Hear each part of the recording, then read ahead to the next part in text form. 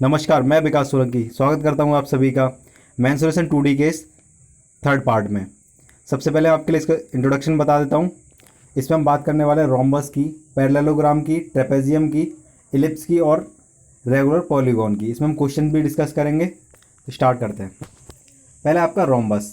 Rhombus जिसके लिए आप हिंदी में समचतुर्भुज कहते हैं। समचतुर्भुज क्या होता है? चार भुजाओं से घिरी एक ऐसी आकृति जिसकी चारों भुजाएं समान होती हैं।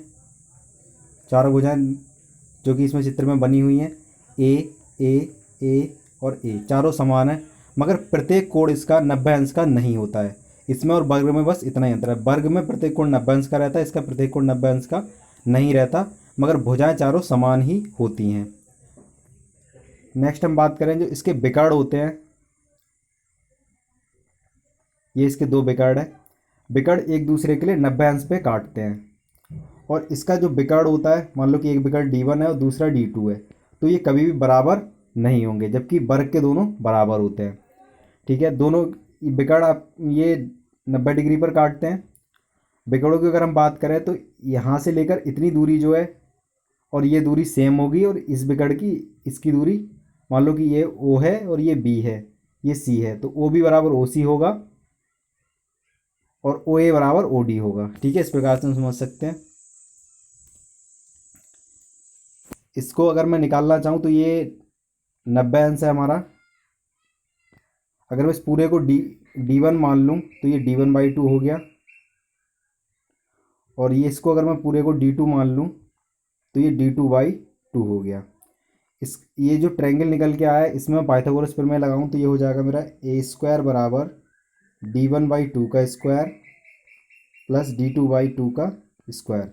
इस तरीके से हमसे क्वेश्चन पूछ लिया जाता है कि हमको एक कोई सा एक विकर्ण दे देगा और दूसरा विकर्ण पूछ लेगा, या फिर दोनों विकर्ण दे देगा, हमसे भुजा पूछ लेगा, तो पाइथागोरस प्रमेय लगा के इस प्रकार से निकाल सकते हैं। अब अगर हम इसके यहाँ पे एरिया यानी कि क्षेत्रफल की बात करें तो समचतुर्भुज का क्षेत्रफल आपका होता है हाफ D1 D2, यानी कि दोनों विकर्णों की गुणा करके उसके आगे हाफ लगा देंगे तो इसके एरिया का फार्मूला हो जाता है। पेरीमीटर की अगर मैं बात करूँ तो चारों भुजाओं का जोड़, यानी कि A plus A plus A plus A, तो ये आपका 4A हो जाएगा। ठीक है, नेक्स्ट चलते हैं। नेक्स्ट है हमारा पैरेललोग्राम, जिसको आप समांतर चतुर्भुज कहते हैं हिंदी में। तो ये एक ऐसी आकृति होती है जिसकी सम्मुख भुजाएं समांतर होती हैं, मगर प्रत्येक कोण 90 अंश का नहीं होता है। वर्ग में इसमें आयत में और इसमें ये अंतर रहता है। आयत का प्रत्येक कोण 90 अंश का रहता है, बट इसका प्रत्येक कोण 90 अंश का नहीं होता, बट सम्मुख भुजाएं समान और समांतर होती हैं। ठीक है, इसका जब हम क्षेत्रफल निकालते हैं तो इसको निकालने के लिए हम देखते हैं ये एक त्रिभुज बन गया इसमें,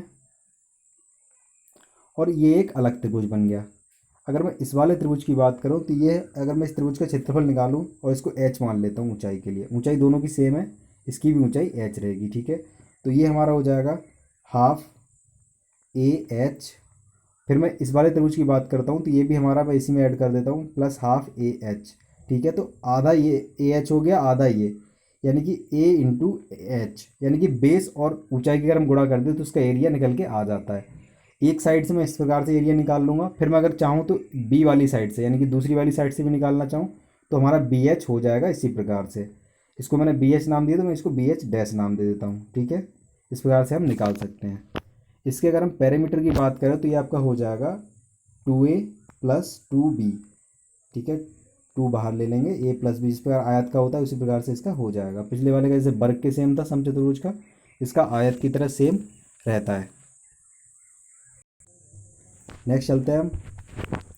नेक्स्ट है हमारा ट्रेपेजियम। ट्रेपेजियम इसके लिए हिंदी में समलंब चतुर्भुज कहा जाता है। समलंब चतुर्भुज की अगर हम बात करें तो एक इस प्रकार की आकृति रहती है कि इसकी जो दो भुजाएं होंगी वो आपस में समांतर होंगी, मगर वो समान नहीं होंगी।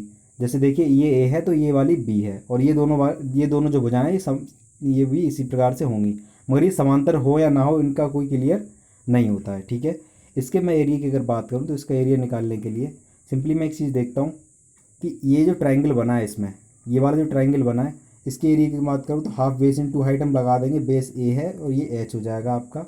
फिर ये त्रिभुज, इसकी ऊंचाई भी यहाँ से अगर मैं देखूँ तो इसके समान ही हो जाएगी H। ठीक है, तो प्लस हाफ BH आपका हो जाएगा। इसमें से मैं आगे हाफ ले लेता हूँ, A plus B into H आपका ये हो जाएगा। ठीक है, यानी कि इसके अगर मैं बात करूँ तो इस वाले त्रिभुज का और इस वाले त्रिभुज का क्षेत्रफल जोड़ देंगे तो पूरे समलंब चतुर्भुज का क्षेत्रफल निकल के आ जाएगा, जो कि हो जाएगा हाफ इंटू ए प्लस बी इंटू एच। ठीक है, नेक्स्ट चलते हैं।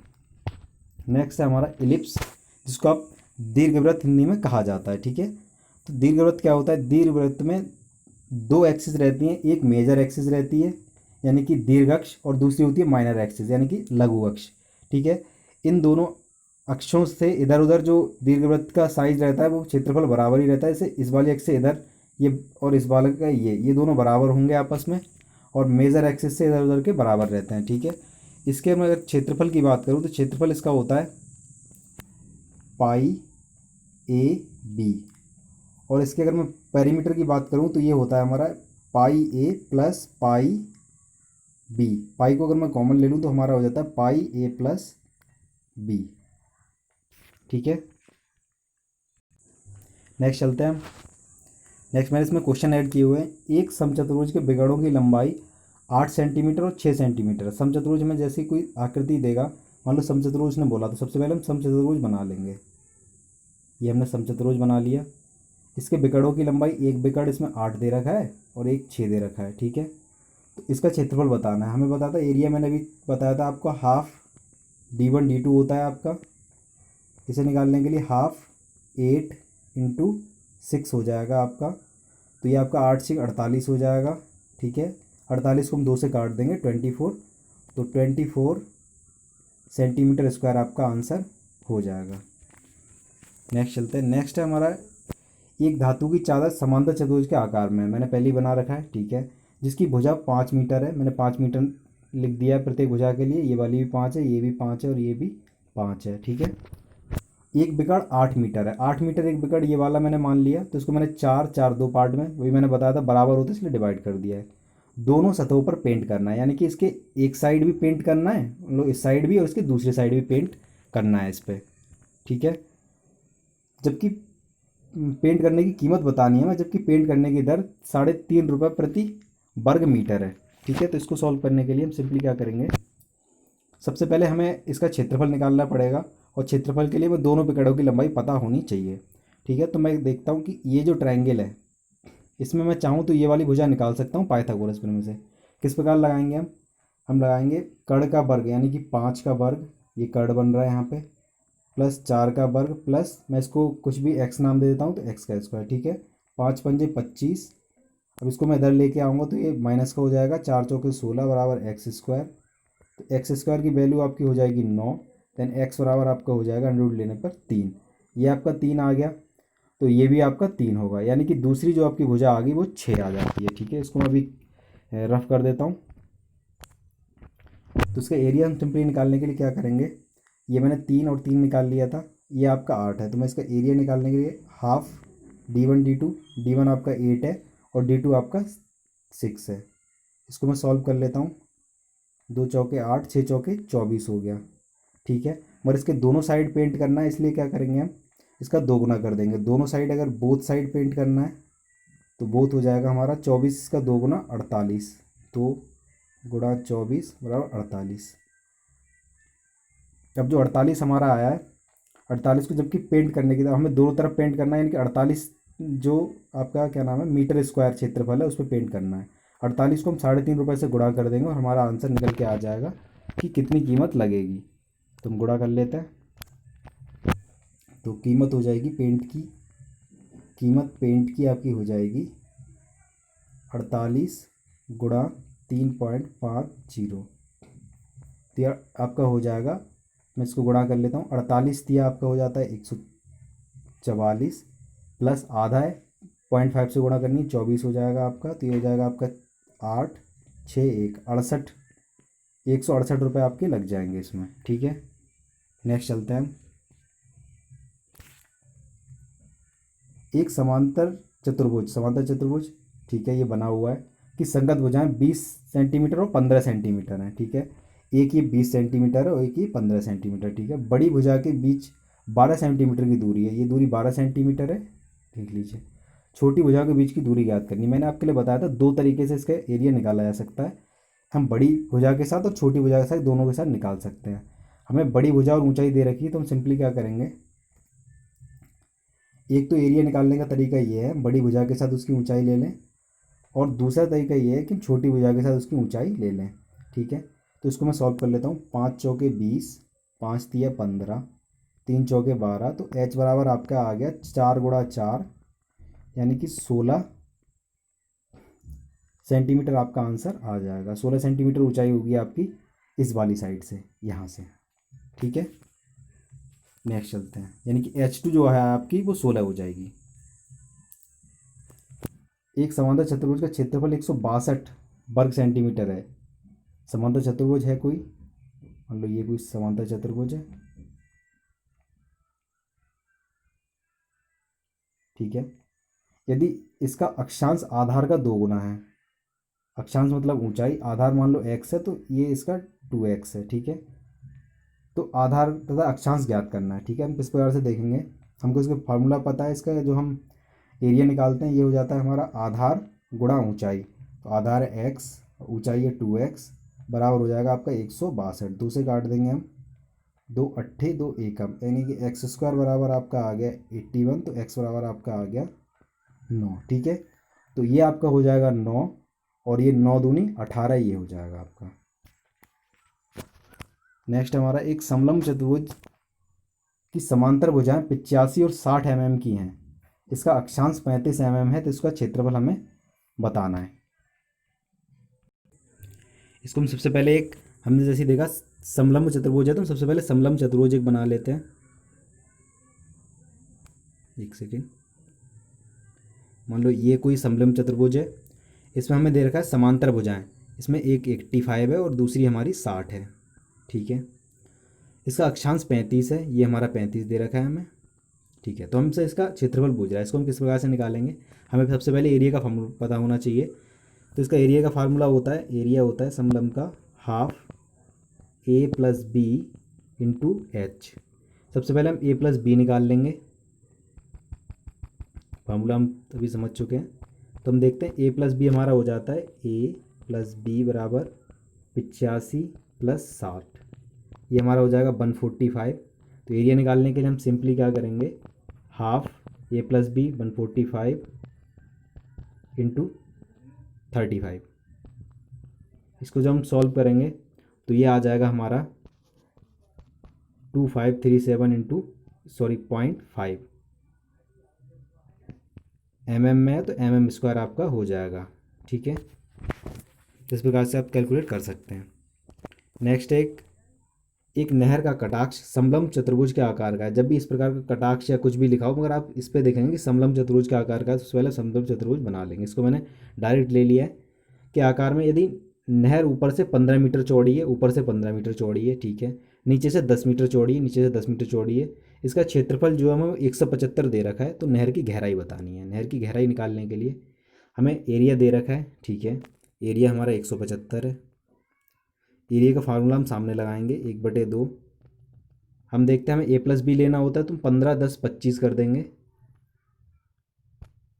25 कर दिया हमने, इंटू h हमें निकालना है, या फिर गहराई हम d, इसमें d दे रखा है तो मैं d लिख देता हूँ इसके लिए। ठीक है, मैं 25 से इसके लिए काटता हूँ, ये जाता है 25 को 7 बार जाएगा, तो d बराबर आपका हो जाएगा 7 × 2 बराबर 14 मीटर, आपका आंसर हो जाएगा।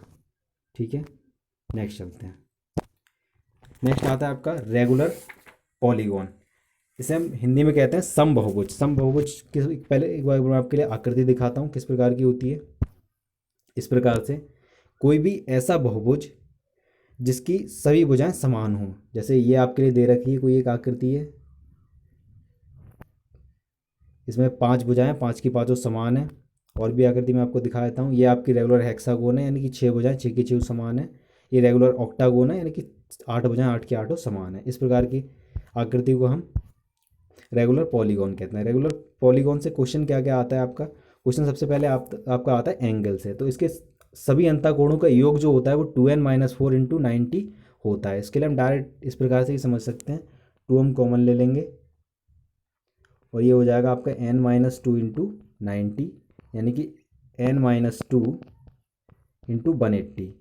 ठीक है, इस प्रकार से हम निकाल सकते हैं जब हमें n का मान पता हो, जो कि n क्या है, बहुभुज में भुजाओं की संख्या है। मान लो 4 भुजाएं, 8 भुजाएं, 10 भुजाएं, जिस प्रकार से वो निकाल सकते हैं। इसके लिए हम क्या करेंगे, अगर हमसे एक एंगल की पूछ लेगा तो हम इसमें एन से भाग कर देंगे भुजाओं की संख्या से, क्योंकि ये सभी कोणों के योग है। एन से भाग कर दें, एक कोण की माप निकल के आ जाएगी। एक तो ये तरीका है। दूसरा तरीका मैं आपके लिए क्या बताऊँगा वो देख लीजिए।